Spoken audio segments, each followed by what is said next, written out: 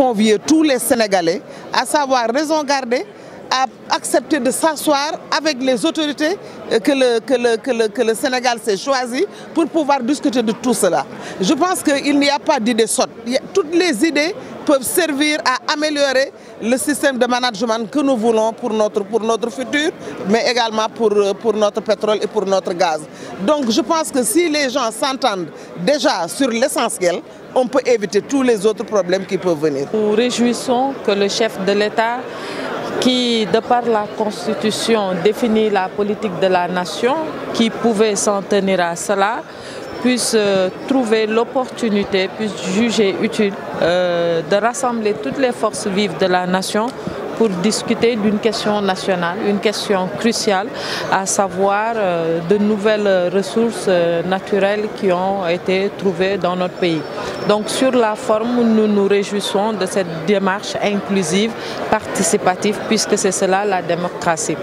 Dans le fond également, nous nous réjouissons du projet que l'État vient de nous proposer, projet qui concentre en son sein le présent, qui consacre également la prospective, pour ne pas dire la perspective, puisque ce qui est proposé au niveau de ce projet de loi-là, c'est qu'au-delà de la répartition qu'on pourrait faire, notamment au niveau du budget national, qu'on puisse prévoir une répartition pour les générations futures, mais surtout qu'on puisse prévoir un fonds de stabilité.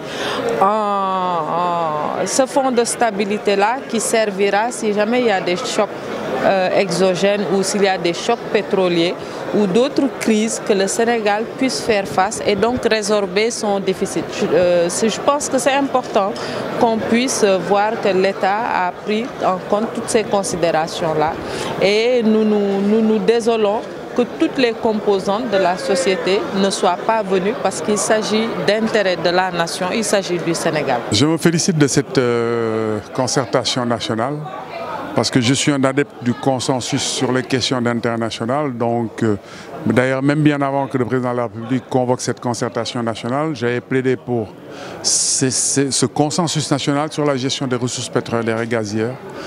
J'espère que c'est le premier jalon de la construction de ce consensus qui doit être un processus continu, impliquant toutes les forces vives de la nation, toutes les composantes de la nation et sur toute l'étendue du territoire. Le deuxième motif de satisfaction, c'est que le président de la République a montré beaucoup de disponibilité et d'écoute par rapport à des propositions. J'en ai fait une qu'il a bien voulu agréer et qui va être intégrée dans le nouveau code pétrolier. C'est l'institution d'un appel d'offres pour l'attribution des blocs pétroliers. Je pense que c'est une mesure importante.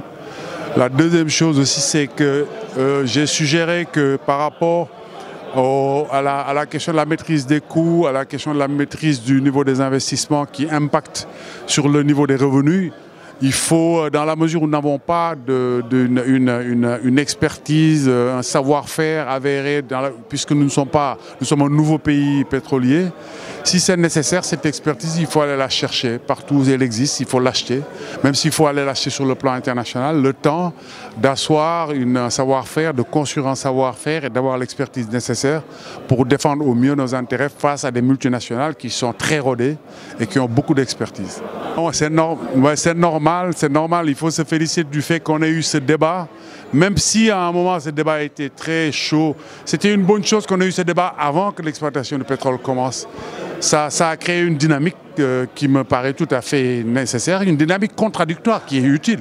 C'est ce qui a amené à cette concertation, donc il faut s'en féliciter, ce n'est pas négatif. D'une société civile organique, autonome, qui permet et aux opposants et au pouvoir et à tous les autres de se prononcer. Donc je reprends la notion de société civile essentielle, elle est dans l'Évangile et dans la Bible. Sur tes murailles, Jérusalem, j'ai placé des veilleurs, ni de jour, ni de nuit, ils ne doivent se taire. C'est ça le rôle de la société civile et je pense que le M23 est une force qui agrège, qui ne divise pas. Et donc, j'en appelle à tout le monde, sans exception. Si le rendez-vous d'aujourd'hui est incomplet, eh bien, élargissons-le.